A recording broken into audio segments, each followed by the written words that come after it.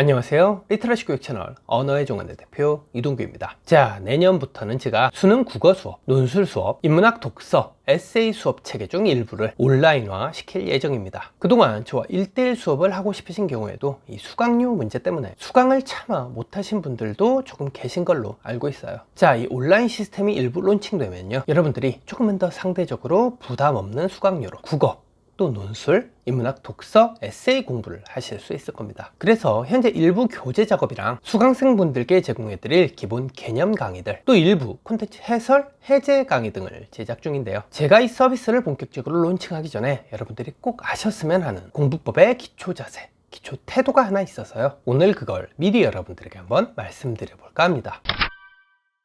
자, 사실 이건 엊그제 우리 언어의 종언 VVIP 인문학 북클럽 멤버십 12월 북미팅의 주제였죠.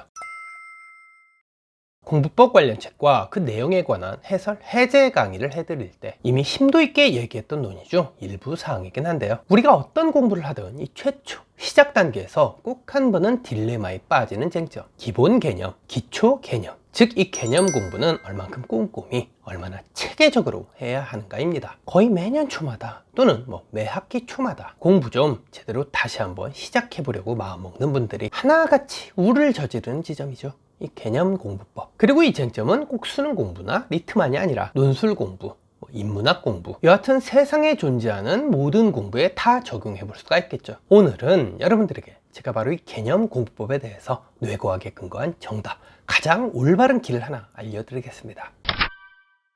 자, 사실 이번 12월 우리 인문학 북클럽의 선정도서를 읽어보신 분들은 이미 정답을 알고 계실 겁니다.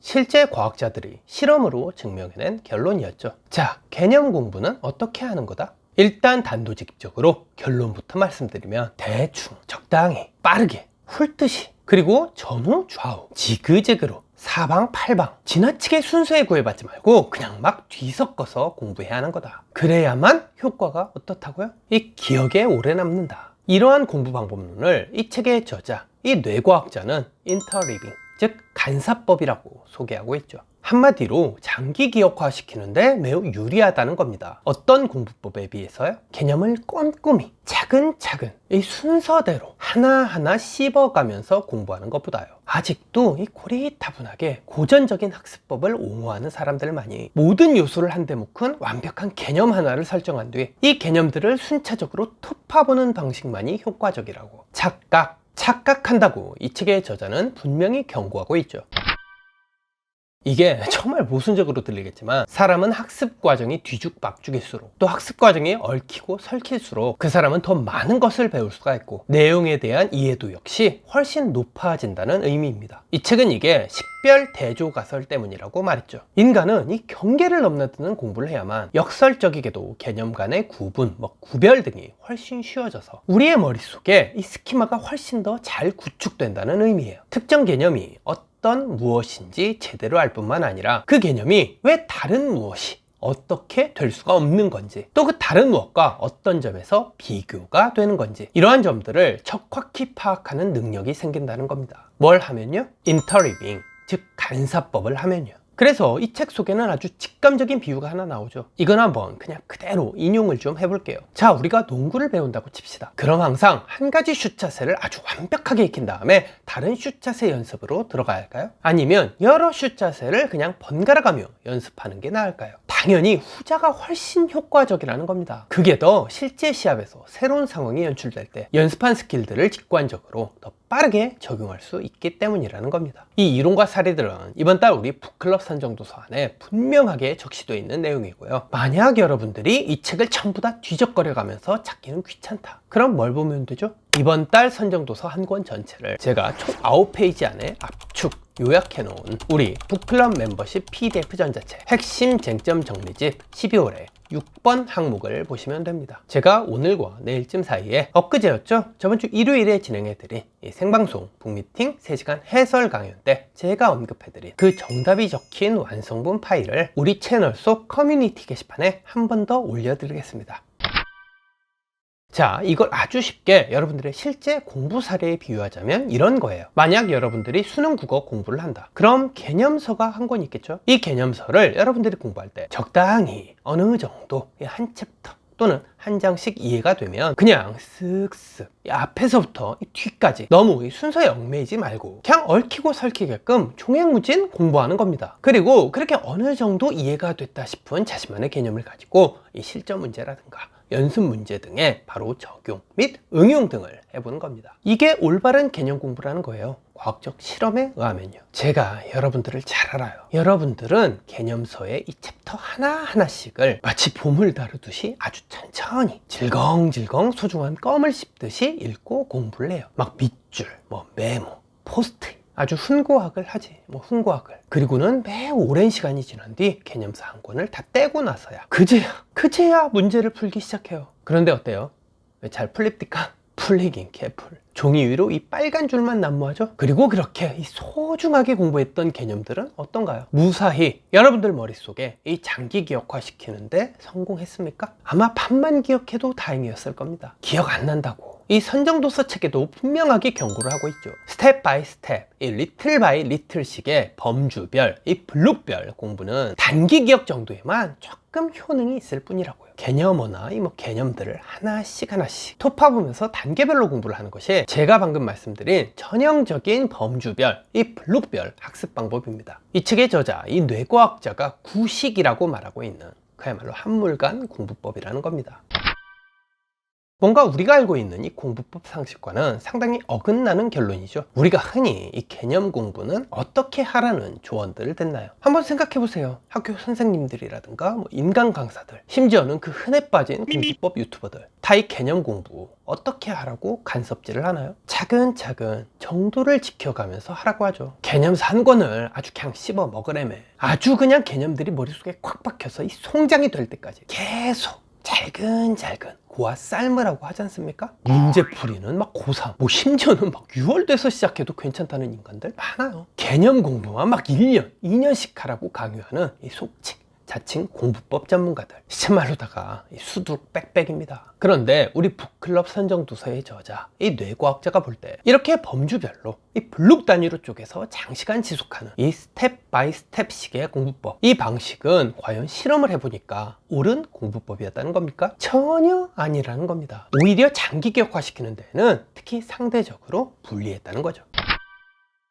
자, 수능 국어는 예시가 좀 흔해 빠졌으니까 상대적으로 희귀성이 좀 있는 시험, 대입, 편입 논술 같은 이런 서술형 입시 시험을 한번 예를 들어 가지고 이 인터리빙 공부법, 즉 개념 간사법을 설명해 드려 보겠습니다. 여러분들은 이 논술 시험에 요구되는 여러 기본 개념들에 대해서 이게 엄청 다양하고 엄청 많고 엄청 복잡하다고 생각해서 지레 겁부터 먹고 시작하는 경우가 굉장히 많더라고요. 제가 단도직입적으로 정말 딱 잘라서 말씀드리면 이 논술 시험 등에 요구되는 기초 기본 개념들은요, 일례로 수능 문학 시험에서 요구되는 개념어들 중 표현법에 해당되는 개념어들에만 국한해서 비교를 해봐도 과장 좀 보태서 그 양이 10분의 1 정말 100분의 1도 안 돼요. 그냥 딱 4개만 알면 되거든요. 요약, 비교, 설명 내지는 평가, 그리고 마지막으로 방안 제시 또는 견해 제시, 이 4개가 다예요.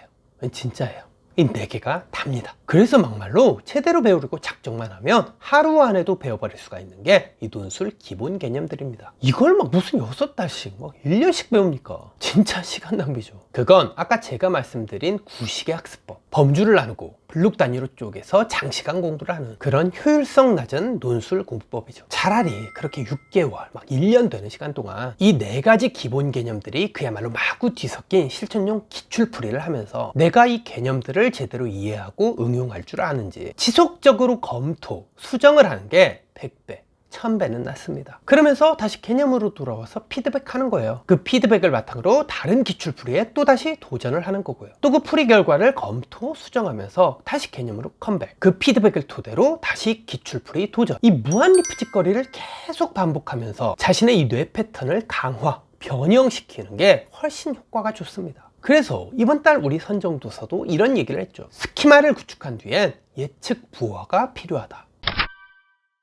자, 정리하자면 이런 겁니다. 개념 공부법의 정도, 즉 옳은 길이라는 건 절대 개념만 공부하는 게 아니라는 거죠. 또 무조건 순차적으로 느린 호흡으로 지나치게 구획 지어가면서 습득할 필요도 없다는 거고요. 조금은 훈련식으로, 약간은 그냥 우리 뇌에 슬쩍 바르는 식으로 일단 우리의 눈과 머리에 다양한 걸 믹스시켜 놓은 뒤에 그걸 지속적으로 새로운 예시에 접목 적용시켜가면서 본인이 아는 개념이 맞는 건지, 틀렸다면 어디가 왜 틀린 거고, 내가 아는 개념 속 구성 요소 중 무엇을 수정해야 하는 건지, 이러한 것들을 끊임없이 피드백 시키는 과정이 장기 기억에 도움이 되는 개념 공부법이라는 겁니다. 개념과 문제풀이는 일종의 호혜 관계예요. 상호 되먹임의 관계라는 겁니다. 문제를 풀면서도 계속 개정, 개선돼야 하는 게 개념이자 이 개념 공부법의 본질이란 뜻이기도 하고요. 자, 이제부터 중요 포인트입니다. 집중해서 잘 들으세요. 아마 이해력이 높으신 분들은 이 영상을 보시면서 어느 순간부터 이걸 눈치채셨을 거예요. 제가 언젠가부터 자꾸 개념 공부와 결부시켜가며 테스트,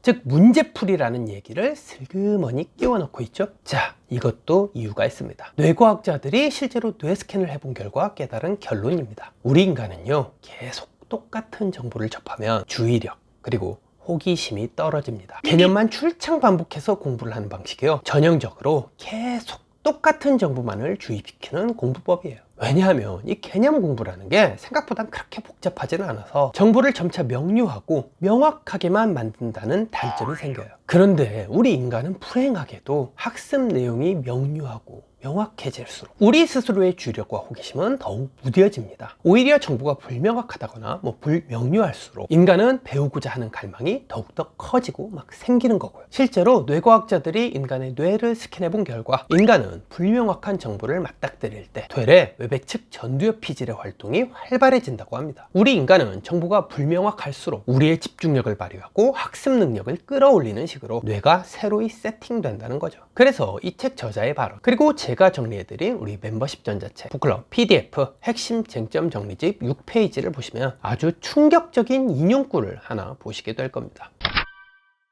우리가 확신에 차 있을수록 배우려는 갈망은 줄어든다.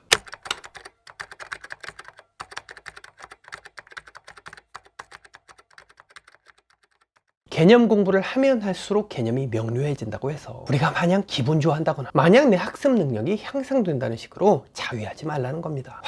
이 확신이라는 건 어떻게 보면 내 성장 가능성을 좀먹는 막연한 안도감, 심각한 착각, 착오 행위일 수도 있는 거니까요. 그러니까 여러분들이 기본 개념서들을 보는 건 다 좋은데 그것만 너무 오래 붙잡고 있지는 말라는 거예요. 그리고 그걸 다 봤다고 해서 결코 그 책을 소위 뗐다고 생각하지도 말라는 겁니다. 정보의 종류를 바꿔주는 이 테스트도 꼭 병행돼야 합니다. 우리 뇌에 이 불명료한 정보들을 간간히 뿌려줘야 돼요. 그래야 계속 호기심과 이 주의력을 끌어올리면서 우리의 공부를 지속시킬 수 있는 동기부여, 이 유인동기 등이 만들어지는 겁니다. 응용, 이 적용 등의 테스트가 일절없이 정말 개념만 차근차근 죽자 살자 공부를 하는 건요, 안타깝게도 죽은 공부에 불과할 뿐입니다. 제발 살아있는 공부, 그리고 학문적으로 좀 근거가 있는 공부법들을 따르세요.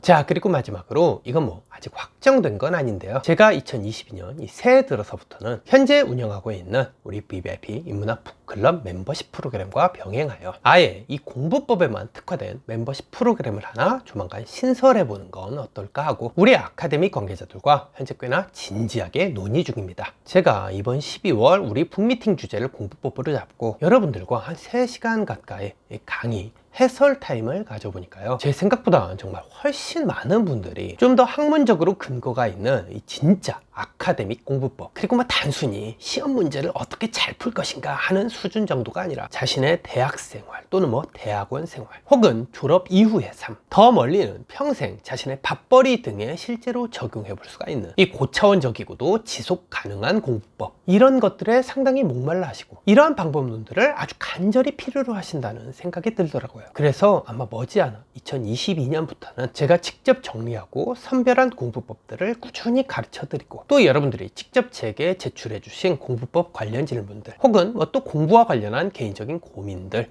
궁금증들, 이런 것들을 한 달에 한 번씩 총 갈무리를 해서 제가 아예 날 잡고 한 2-3시간 가량 여러분들과 실시간으로 소통하며 회원분들을 멘토링 및 코칭을 해드릴 수가 있는 그러한 생방송 멤버십 프로그램이 우리 VVIP 스키마 공부법 클럽이라는 명칭으로 신생되지 않을까 하고 조심스레 우리 시청자 여러분들에게 미리 소식을 좀 전해드립니다. 더 자세한 사항 등이 결정되면요, 제가 공지 및 안내를 담은 영상을 구체적으로 만들어서 빠른 시일 내에 여기 우리 언어의 정원 유튜브 채널 안에 업로드 해드리겠습니다.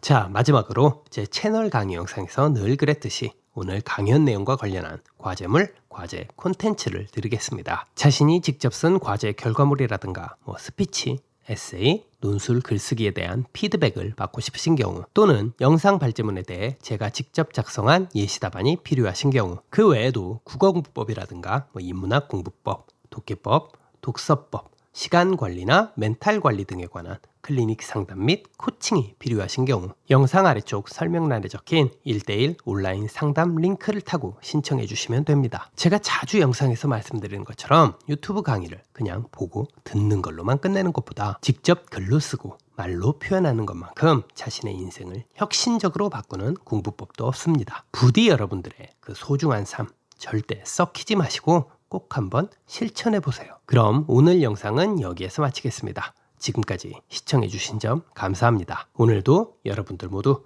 지적인 하루 보내시길 바랍니다.